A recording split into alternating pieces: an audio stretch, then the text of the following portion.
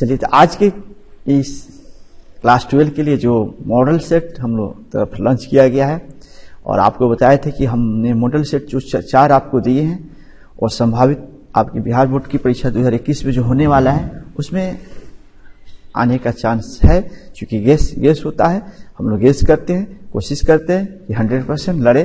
फिर भी आप लोग इसको एक बार देखें और समझें, और परीक्षा देने के समय आपको पता चल जाएगा कि कितना % आपको इसमें से टाइप हो रहा है। लेकिन मेरे अनुसार आपको पूरे विश्वास दिलाता हूं कि बहुत बेहतर आपके बिहार बोर्ड की परीक्षा जो यूपीएस का होगा उसमें बहुत सारे क्वेश्चन हम लोग के सेट से टकराएगा, क्योंकि एक अच्छी गेस है, एक अच्छे अनुभव हम तैयार किए हुए। तो आइए इसमें आप लोग को जो सेट हैंड ओवर हो चुकी है उन स्टूडेंटों के लिए बता दूं कि उसमें क्वेश्चन हैंड ओवर कराया गया है और उसका आंसर हम रोक लिए थे। तो आंसर को मेरा मकसद था कि यूट्यूब चैनल से हम पढ़ाए बताए, ठीक है।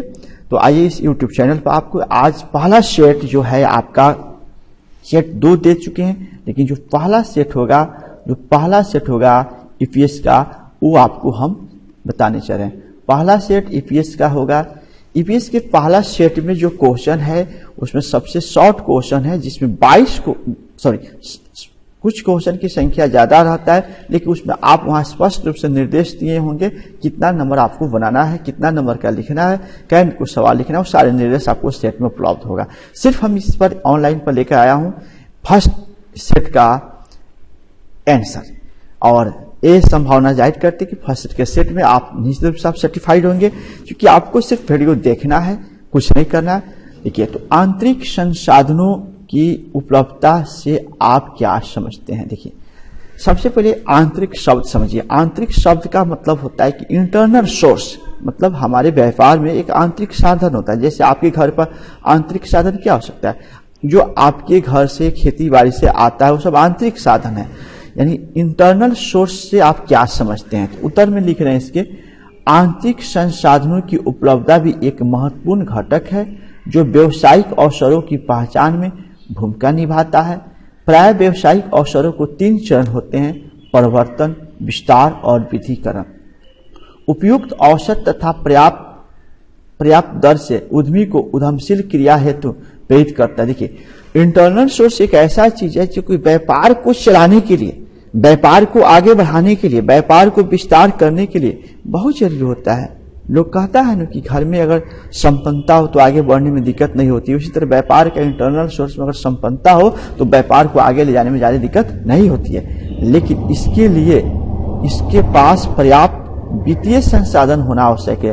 वित्तीय संसाधन मतलब पैसा का संसाधन होना आवश्यक है। अतः पर्याप्त आंतरिक संसाधन होने की दशा में साहसी विस्तार, विधिकरण उपयुक्त व्यवसाय का अवसर का लाभ उठाने का भरभक प्रयास कर सकता है और उपयुक्त कार्यक्रम बना सकता है। देखिए, इस क्वेश्चन में लिखा है कि आंतरिक सोर्स से क्या फायदा था। आप सीधा सा बात है, आंतरिक सोर्स से व्यवसाय को आगे बढ़ाया जा सकता है। आंतरिक सोर्स व्यापार में क्या होता है? पूंजी। अगर हमारे पास पूंजी है तो हम व्यापार को अधिकरण कर सकते हैं, विस्तार कर सकते हैं, लाभ उठा सकते हैं। अगर हमारे पास पूंजी की अभाव है तो निश्चित रूप से हमको ज्यादा फायदा नहीं होगा। इसलिए लिखें कि पर्याप्त आंतरिक संसाधन होने के दशा में विस्तार और विधिकरण के उपयुक्त व्यवसायिक अवसर को लाभ उठाने में भारत प्रयास कर सकता है, इसके कार्यक्रम बना सकते हैं। ठीक है, नेक्स्ट क्वेश्चन है सामाजिक घटक क्या है। तो सामाजिक घटक में आपके जैसे आंसर ब्लैंक है, कोई बात नहीं, ब्लैंक है उसको हम छोड़ेंगे। जो हम लोग उपलब्ध हो गया है उसके बारे में, वो सवाल भी गेस है, लेकिन हमारे तरफ से जितने सवाल इसमें आपको सेट में दिया गया सारा का आंसर नहीं तैयार किया गया। सवाल सुनेंगे, आपके पास जैसे बीएसटी में 22 को है, आपको जवाब देना है क्या? 15 को देना है। उसी तरह उसमें से कुछ आप छोड़ना है आपको, तो वही छोड़ने वाला सवाल हम लोग छोड़ चुके हैं। आप यहाँ आते हैं, अब ये सवाल देखते हैं 3 नंबर में। आपका 3 नंबर जो प्रैक्टिस सेट के रखे होंगे सेट का, उपकरण के चुनाव में साहसी के किन 2 महत्वपूर्ण बातों को ध्यान देगा। उपकरण के चुनाव में साहसी के किन 2 महत्वपूर्ण बातों को ध्यान देगा करके आंसर। स्थापना में आसानी। देखिए, उपकरण के चुनाव में साहसी के मतलब जब हम कोई व्यापार नया चुने, कोई कल कारखाना खोले, तो उसमें क्या महत्वपूर्ण बात होना चाहिए?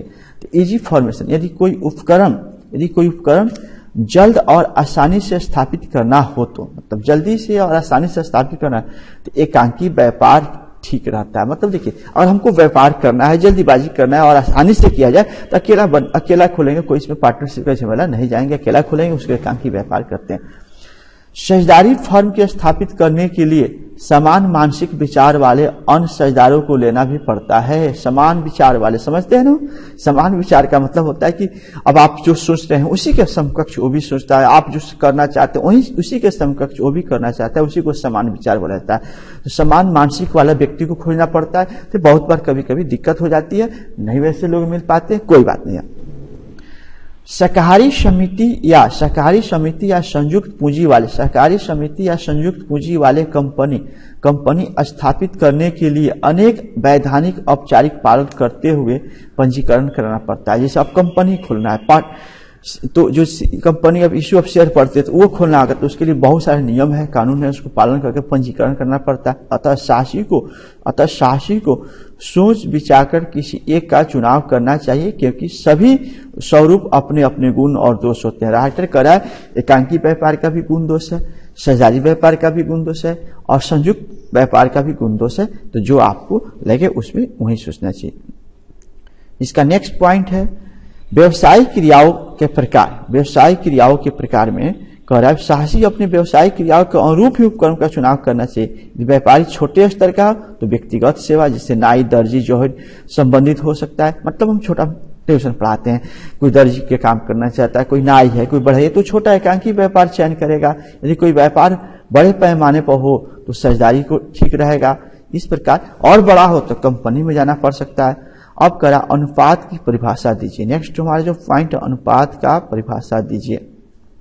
तो स्क्रीन पर देख रहे हैं चौथा नंबर क्वेश्चन आपके साथ है, अनुपात का परिभाषा दीजिए।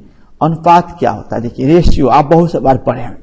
एक राइटर लिख रहा है कि RN के शब्दों में अनुपात साधारणतः एक संख्या दूसरे संख्या के संदर्भ में प्रकट करना, जैसे 2:3, यही अनुपात है।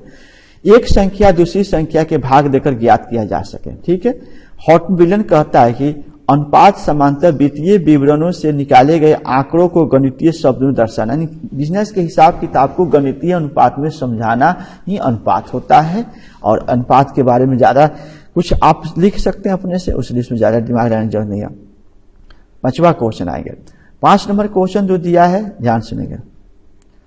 प्रौद्योगिक 5 नंबर क्वेश्चन, प्रौद्योगिक की आवश्यकताओं को क्या कारण है? प्रौद्योगिक की आवश्यकताओं को क्या कारण है? देखिए कह रहे what are the cost of the need of the technology. Technology की आवश्यकता क्या है? देखिए आज देश में टेक्नोलॉजी की आवश्यकता है। प्रौद्योगिकी आवश्यकताओं के निम्न कारण है। देश में आर्थिक विकास के सूचक के रूप में प्रौद्योगिकी आवश्यक है, और देश की विकास करना चाहते हैं तो प्रौद्योगिकी में हम लोग को भी डेवलप करना पड़ेगा। इसके लिए श्रम, पूंजी, उत्पादन, अन्य घटकों की सुधार की जाती है। प्रौद्योगिकी टेक्नोलॉजी आने से क्या हुआ, आज सब कुछ में सुधार हो रही है। आज एक दुकान है, पहले की अपेक्षा हाई टेक्नोलॉजी होते जा रही है, उसमें हर कुछ सुधार हो रहा है। आर्थिक विकास में एक विशेष तकनीक सुधार के स्तर के प्रौद्योगिकी आवश्यकता है, और हम बिजनेस को थोड़ा बड़ा करना चाहते हैं, थोड़ा अच्छा रूप देना चाहते हैं, तो टेक्नोलॉजी को सुधार करके उसमें लाना पड़ता है। नेक्स्ट पॉइंट है प्रकृति से विभिन्न आगम प्राप्त करने का एक शक्तिशाली यंत्र है। देखिए और आज टेक्नोलॉजी का देन है कि धरती से अनेक खनिज लवण निकाला जा रहा है, और ये टेक्नोलॉजी के कारण ही है कि हम लोग चापे कल से पानी निकाल लेते हैं और धरती के नीचे से, ये टेक्नोलॉजी के कारण है। एक मानव की शक्ति को शीर्ण बनाना और उनके उपयोग की प्रकृति भौतिक संसाधन को दोहन करने के सक्षम बनाना होता है प्रकृति। यानी आपको सिंपल फंडा है कि बिजनेस को अगर विकास करना है तो जो टेक्नोलॉजी आज है, कंप्यूटर के जमाना है, उसको सारे चीज हम लोग को जरूरत होता है, और इसी जरूरत के लिए हम लोग टेक्नोलॉजी को अपनाते हैं। नेक्स्ट जो आपका क्वेश्चन है 6 नंबर, मूल मिश्रण शब्द क्या क्या आशय है? मूल मिश्रण शब्द का क्या आशय? मूल मिश्रण मतलब एक मिश्रित रेट, ठीक है। वही पूछा प्राइस मिक्स क्या होता है? तो मूल मिश्रण से आशय उन सभी निर्णयों से है जो किसी उत्पाद अथवा उसके मूल के संबंध में लिए जाते हैं। मूल मिश्रण कह रहा था, देखिए किसी चीज का दाम निर्धारित किया जाता है तो उसमें बहुत सारी चीज सोच कर लिया जाता है, ऐसे दाम नहीं रख जाता है।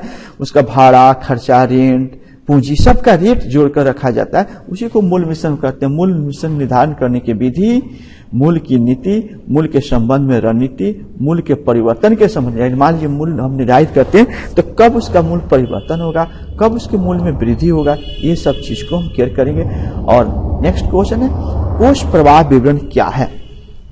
कोष प्रवाह विवरण क्या है, देखिए ये पूछ रहा है what is a found of the flow statement. Chapter जब पढ़ाएंगे तो आप लोग को कैश फ्लो पढ़ाए थे, उसी में फाउंड फ्लो आता है। देखिए दो स्थिति विवरणों की तिथि को मध्य व्यवसाय के वित्तीय होने वाले परिवर्तन के विश्लेषण करने के लिए बनाया गया विवरण को कोष प्रवाह कहा जाता है। कोष प्रवाह मतलब होता है दो व्यापार, दो तिथि के, मतलब पिछले साल के व्यापार, इस साल के व्यापार में किसी प्रकार का परिवर्तन होता है और उसका विश्लेषण जिस माध्यम से किया जाता है उसको वित्तीय विवरण के कहा जाता है, उसी को वित्तीय विवरण कहा जाता है। नेक्स्ट पॉइंट आपके पास है उद्यमिता के पर्यावरण मूल्यांकन का क्या महत्व है। उद्यमिता में पर्यावरणीय मूल्यांकन का क्या महत्व है। कह रहा है कि जो उद्यमिता होता है, जो व्यापार लोग करते हैं, उसके पर्यावरण का क्या होता है मतलब। तो राइटर कह रहा है अवसर की खोज, चूंकि अवसर की पर्यावरण से इर्द गिर्द घूमती रहती है। जैसे देखिए अगर हम अवसर खोजते हैं, अभी के डेट में हम लोग का जो सीजन चल रहा है, ठंडा आ रहा है, ठंडा आ ही गया। अगर ठंडा के दिन में हम लोग छाता के दुकान खोले, रेन कोट का दुकान खोले, कूलर का दुकान खोले, तो निश्चित रूप से फ्लॉप होंगे हम। हाँ, यानी अभी का जो सीजन है वह हम उन्हीं वस्त्र की तरफ जाएंगे, गर्म टूल्स के बारे में जाएंगे जो हमको उससे गर्मी प्राप्त हो। तो व्यापार भी मौसम के इर्द गिर्द में घूमता है। और जैसे लगन का दिन चल रहा है, अभी दुकानदार सब नए कपड़े लाए हैं, फिर उसके हिसाब से कर रहे हैं। पर्यावरण धन की साहसी की पहली आवश्यकता नए साहसी के लिए यह प्रदान करना कह रहा है। हम पर्यावरण का ध्यान उसको चाहिए कि किस हिसाब का, किस कल्चर में हम व्यापार करें, वहाँ कल्चर में क्या डिमांड है, कौन सीजन में किस तरह का लोग यूज करते हैं, क्या खाते हैं, क्या पहनते हैं, क्या देखते हैं, उनके हिसाब से करना चाहिए।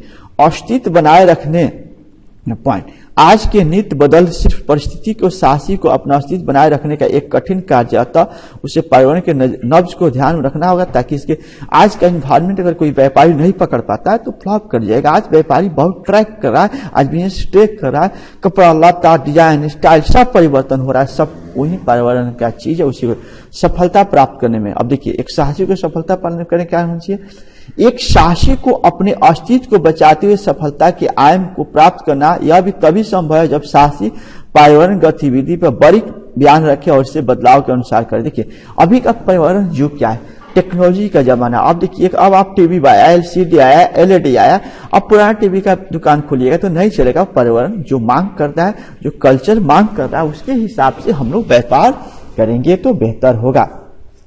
अब नेक्स्ट पॉइंट है उत्पादन के तकनीक के पहलू व्यवहार्यता से आप क्या समझते हैं। उत्पादन के तकनीक के पहलू और व्यवहार्यता क्या समझते हैं, उत्पादन जो करते हैं उसके टेक्नोलॉजी को पहलू से क्या समझते हैं राइटर का। देखिए ऐसा कोई जरूरी नहीं कि आप जब परीक्षा में जाइएगा तो सवाल का आंसर यही होना चाहिए, ऐसा कुछ जरूरी नहीं है। आप चाहें तो उसमें आप अपने भाषा में अपने बात को लिख सकते हैं, परिवर्तन कर सकते हैं। कॉपी जब चेक होती है तो वहां पर ऐसा कोई जरूरी नहीं कि किस गेस्ट पेपर से लिखा है, किस मॉडल पेपर से लिखा है, किस टीचर का, वहां पर सिर्फ हम लोग उसका मतलब समझते हैं और मतलब ठीक है तो आगे बढ़ सकते हैं। तो लिख रहा है उत्पादन के लिए किसी मशीन, यंत्र, उपकरण, तकनीक की आवश्यकता होगी और वह कितने में कहा उपलब्ध होगा हो सकेगी, इसके चलाने के लिए किस स्तर के प्रशिक्षित कर्मचारी की जरूरत पड़। देखिए अगर उत्पादन में हम टेक्नोलॉजी का प्रयोग करते हैं तो टेक्नोलॉजी जहां से मिले वहां से लाना होगा। ये सब आपके सामने उपलब्ध है। मेरे पास जो टेक्निक है हमने खोजा, मिला, आया, चलाने के लिए नहीं कोई मिलता, अपने से सीखना पड़ा। तो ये सब चीज क्या होता है, टेक्नोलॉजी में जब जाइएगा तो उसको कहाँ से मिलेगा, कौन चलाएगा। तो फैक्ट्री में कल कारखाने बड़ी बड़ी मशीन आ रही है नई डेट में, तो उसके प्रशिक्षित कर्मचारी चाहिए और वह कहाँ से और आवश्यकता अनुसार उपलब्ध हो सके, कहीं नया उत्पादन तकनीक के जंजाल में उलझ कर नहीं रह जाए। यानी कहने के बहुत लोग ऐसे टेक्नोलॉजी होती है, बहुत पुराने जमाने के लोग को मोबाइल दीजिएगा स्क्रीन टच कहता है बट छोटका ही ठीक था उसको, क्योंकि वह जंजाल हो गया, उसके लिए चल नहीं रहा तो जंजाल हो गया।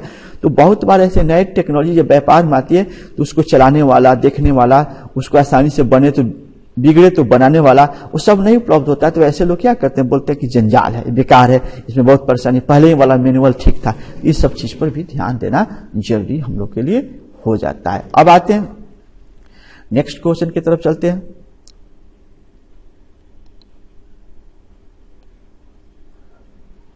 व्यवसायिक नियोजन, लास्ट क्वेश्चन देखेंगे। व्यवसायिक नियोजन, व्यवसायिक नियोजन क्या है? तो व्यवसायिक नियोजन का मतलब होता है कि सरलतम शब्दों में नियोजन का कार्य करने के पूर्व सोचने की प्रक्रिया है। दूसरे शब्दों में कल के कार्य का आज के ही निर्धारण करना नियोजन है।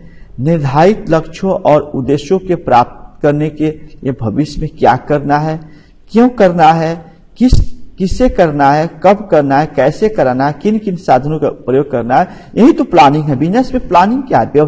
एक बिजनेस का प्लानिंग क्या है? क्या करना है, कहाँ करना है, कैसे करना है, किससे कराना है, ये सब सोचना पड़ता है। यदि बातों को पूर्व निर्धारण का नियोजन है, इन सब बातों को निर्धारण कर लिया जाए तो नियोजन है।